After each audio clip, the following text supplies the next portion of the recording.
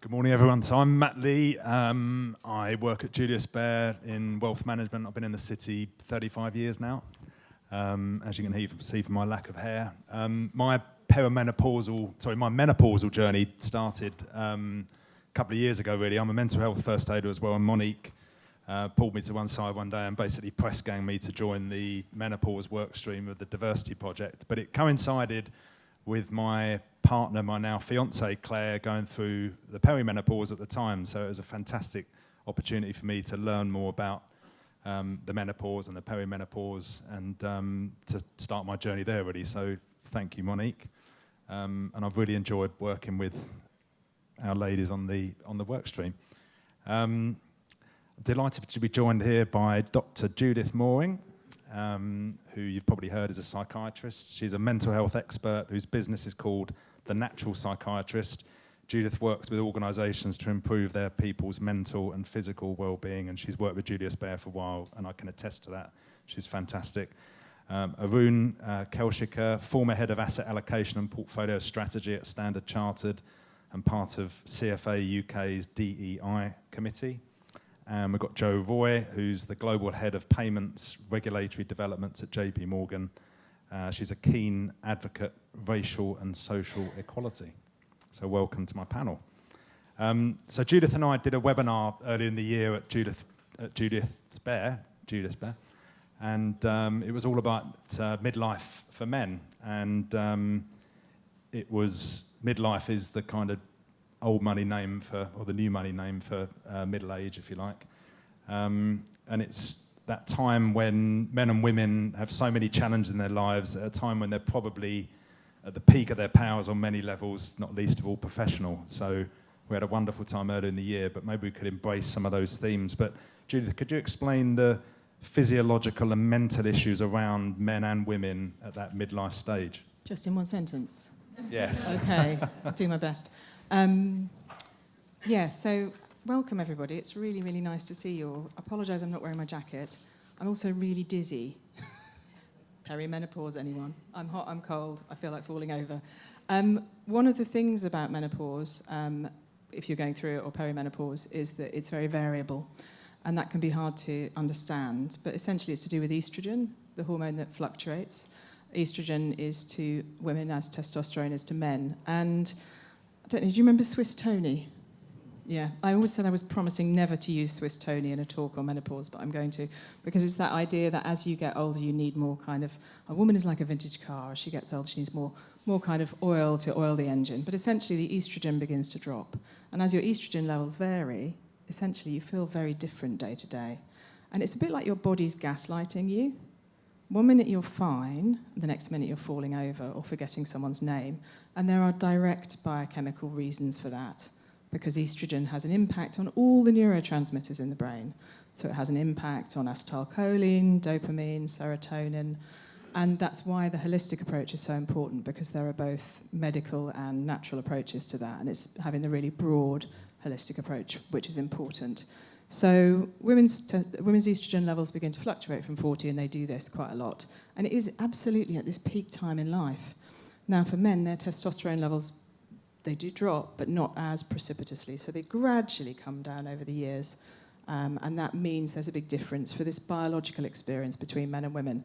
And I'm totally passionate about making menopause an utterly safe space for men to talk about, be curious about, share, ask questions, because we won't have allies unless you're comfortable, unless you feel really comfortable going, what is it all about? Why? What's going on? So really, really passionate about that. It's an absolute, very important to be educating people. And we've seen a lot recently about male menopause, or the andropause, as it has actually a term.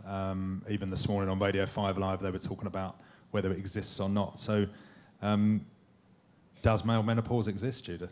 There is andropause. There is about 1 in 50 men will experience low testosterone at some point in their lives without an external trigger. So you can have low testosterone because you're being treated for cancer and having testosterone blockers. And some men have written very interesting articles about the experience, and it's very similar to female menopause. But about 1 in 50 men will experience low testosterone without any external cause. And when you see it in clinic, it looks very much like menopause. You get depression, anxiety, insomnia, weight gain. Sound familiar? Anyone? I don't know if they get inexplicable rage. Maybe that's just us. Who knows? But yeah, it's very treatable in a similar way to menopause. You treat with hormone replacement therapy, so testosterone gel. So very treatable. So 1 in 50 men. But there is another point, I think, Matt, which is about menopause is a time of growth and rebirth for a lot of women, and a time when you move forward and you're less embarrassed and maybe, I mean, my phrase is you no longer have any shits to give. It's like, I'm fine now. I feel more confident. And I think for men also there can be a time in midlife of going through this transition period of putting aside childish things and saying, this is where I am in my life. And that's actually a fabulous thing to share. You know, the psychological impact of all this difficulty is very positive. So, fantastic. I think you've already touched on the mental health side, and we know that men in their 40s have got a huge suicide rate. I think it's the biggest killer of men over 40, I think, something like that. Sorry. But, you know, those mental health challenges are there, but we've also, I think Carolyn touched on suicides in women increasing during menopause. So, you know, we've got this time in our lives when, as I said, we're at the peak of our powers, but we've got issues around, you know, perhaps parents or friends dying. We've got kids coming through and probably leaving the nest. Challenges at work and, you know, maybe reaching the as far as we're going to go, perhaps, at work. Those mental health challenges for men and women, do you care to elaborate a bit more on those? It's a very interesting time, isn't it? Because there is this suicide peak between 45 and 55 as a suicide peak in men. And there isn't the same peak in women. There's an increase around menopause, but it's not the same peak. And I think we sort of go back to these, the experience for women of a time that we share as a group of people biologically. We can reach out to friends and colleagues, so we can connect. And one of the joys about being female, one of the privileges of being female, is that you can be vulnerable. I can be vulnerable, and I know it will be well received generally by my friends and my colleagues and by you know, male and female people. And I'm not sure that's something that is familiar for men. It's not so easy for men to be vulnerable and open up and connect. And that means that if you are experiencing a time in your life when you feel isolated or you have a challenge, you may not have the people around you and you may not have the words. And again, that's another thing that I'm really passionate about educating people in, is it's okay for men to say, I don't know what's going on, or I don't know why I feel this way, or I'm experiencing a sense of being a loss or a disappointment, or any of these things. Because it's not easy. It's not culturally something that is necessarily open to men of, I guess, my generation. Maybe more so with younger people. But I think it's really important that we start opening up these conversations across the genders. Thanks, Judith. Aaron, you're another male with a long career in financial services. You've got a similar amount of hair as I have. You need to grow the beard. Do you want to share some thoughts on the whole topic around menopause and how you've interacted with it and how you've engaged with it? You know, absolutely, and thanks for giving me the opportunity to share some thoughts. And you know, we've heard a lot from experts who are very well versed in that. And, you know, Judith has shared some great insights.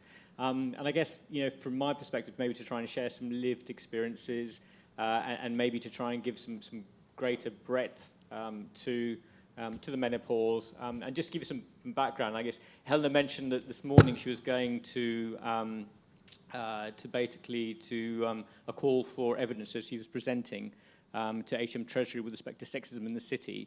And when CFA UK, which is where I volunteer as the Vice Chair of our Diversity, Equity and Inclusion Committee, when we submitted our response for sexism in the city, we included the menopause. So we did, you know, we made a case there as well.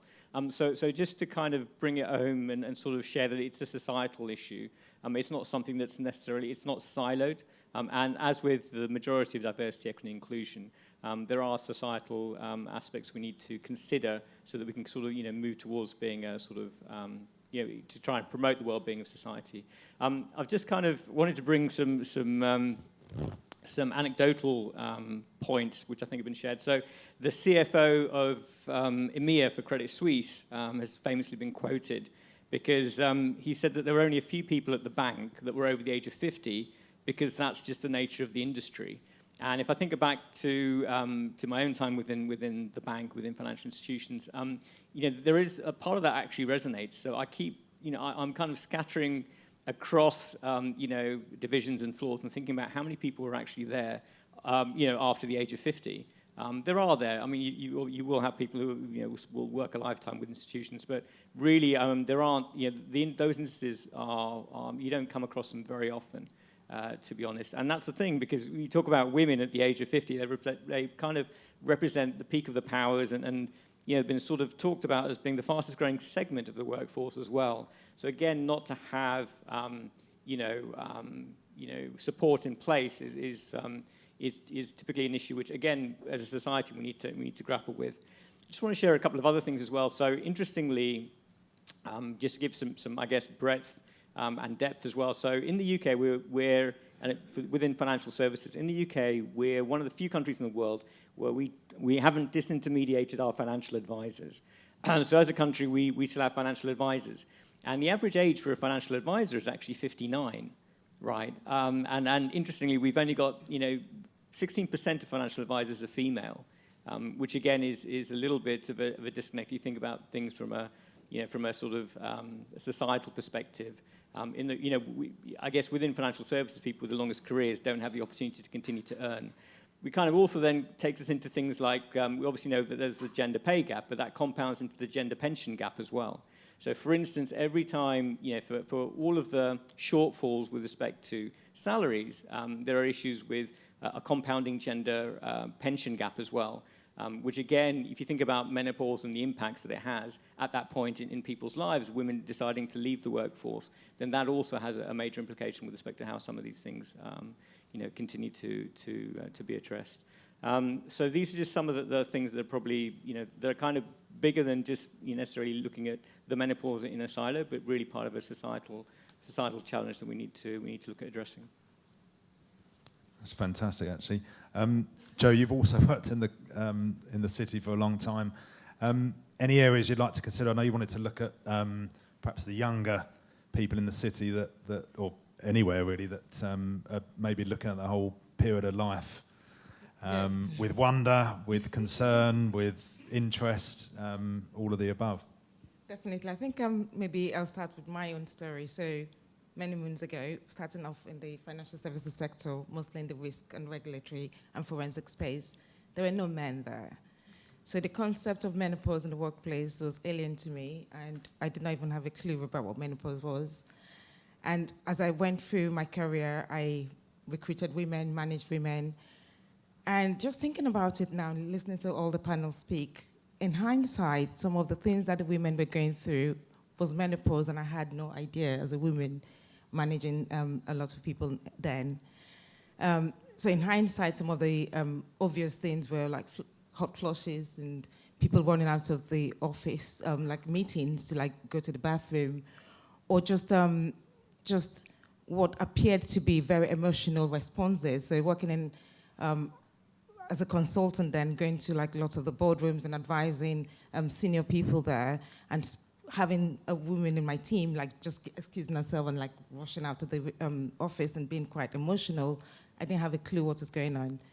So over the years, as they opened up to talk about it, I then knew that that was what was happening. So it's really important. We talked about education. It's critical, not just educating managers, but educating from the very start. Once people come into the door, make it mandatory. Just have like a 30-minute session about, work-life balances and things that happen in the workplace, so people understand that, because it really does help later on during their career. This morning, I actually had a conversation with my 17-year-old daughter that was going to give a talk on menopause. Actually, it was last night we were talking about it. I was talking to my neighbor as well. And she knew what it was, and that was quite refreshing, because obviously they talk about it in school or they teach them in the curriculum, so I was quite impressed that it's changing. Just out of interest, what were her views towards it? She's seen social media. How does she know about this, and what does she think about the whole issue? I didn't really delve into it too much, but I'll find out. I think a lot of the conversations they have is around social media, but I know certainly in our household, menopause doesn't really come up as a topic per se, but just listening to some of the panel talk, and sometimes, and I don't know if it's my teenagers trying to pull a wool over my feet or something, but sometimes like, I've told you that before, I'm going to that party. I told you, and I'm thinking, I don't think so. So who knows? Yeah. No, she's definitely trying to con you, I think. But that for me, mental health 10 years ago was where menopause is now. So it was becoming mainstream, it was becoming discussed, it was becoming embraced, which is fantastic because look at the journey we've all had on the mental health side of things. So long may it continue on the menopause side.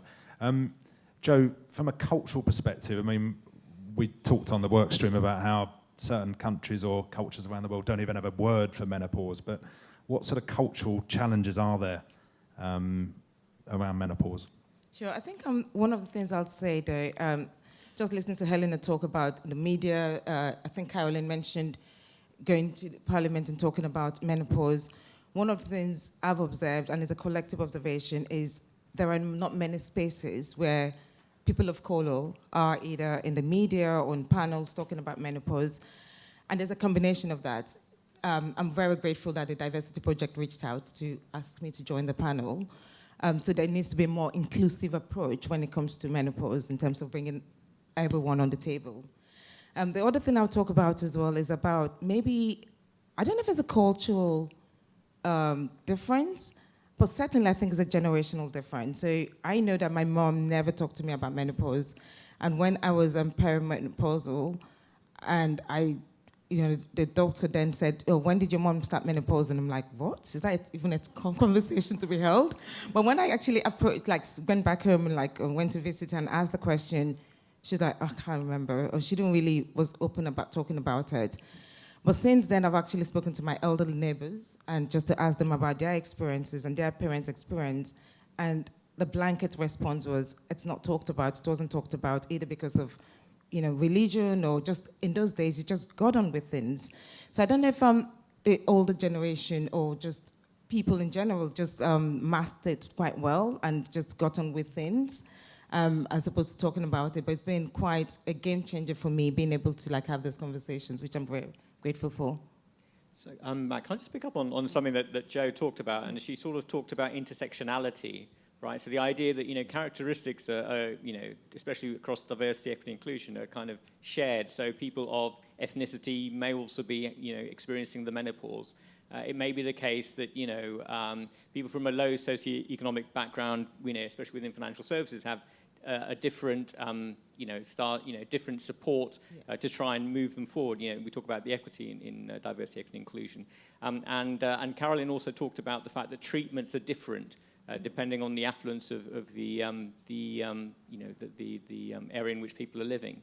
So I think that it's really important to consider this aspect of intersectionality as well when we talk about the menopause as well as other diversity, equity, inclusion topics. 100%, and even from a medical perspective as well, I think it's critical as you're doing your researches as with insurance, make sure you have an inclusive pool of people that you engage with, because symptoms, I know for fact, speaking to friends, are very different. So being able to, for example, hot flushes, I can tell immediately if I'm in a room and somebody has a hot flush, but if it's a person of color, it's not really that apparent. So it's making sure that you take that into account as well.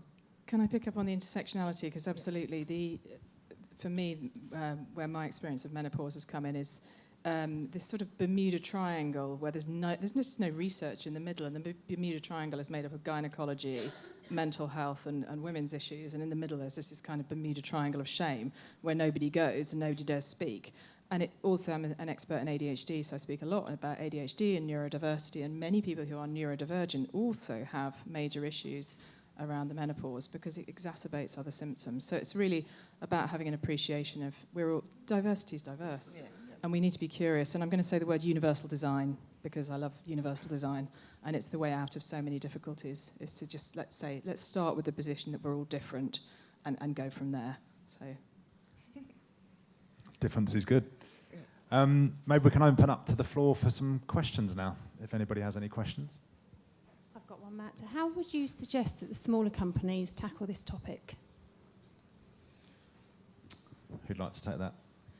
Aaron, maybe? So I've to bring somebody with me. So the Centre for Aging Better has a pledge. It's called the Age Friendly Employer Pledge. And so currently they've got about 200 companies signed up to it.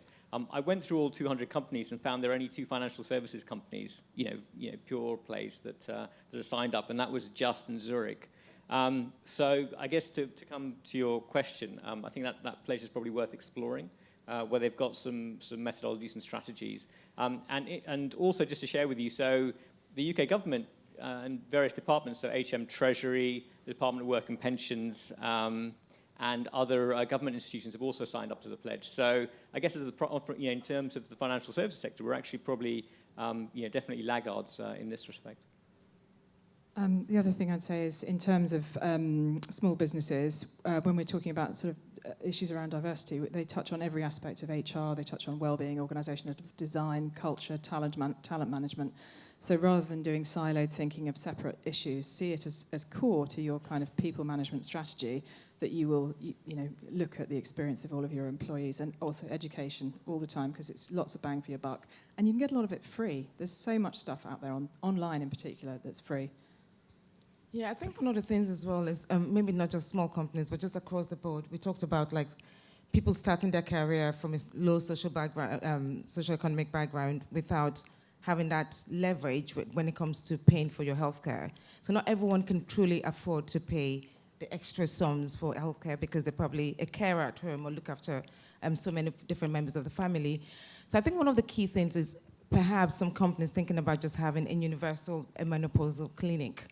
So one of the firms I used to work for had this. I never even knew it existed because people didn't talk about it. And that is not part of your healthcare. You don't have to pay for it. And it's probably in the long run cheaper if you think about it, because that organization had a healthcare nurse on site that people booked appointment with, and they got paid a certain amount each year. And that might just be a way to really think about opening the door for everyone. Thank you. Paula, I think, has a question. Yes, I also have a question. So what do you say to men who feel that this is a natural part of life, of growing old, and just get on with it, both in a working environment and in the personal aspects? Alan?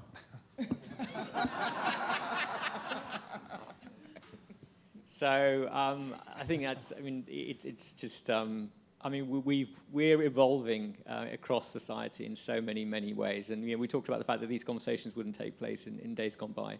And I think if we can empower our youth, and this is it's a huge issue, and I keep trying to emphasize to not think of it necessarily from a silo perspective, but more from a systems-based perspective.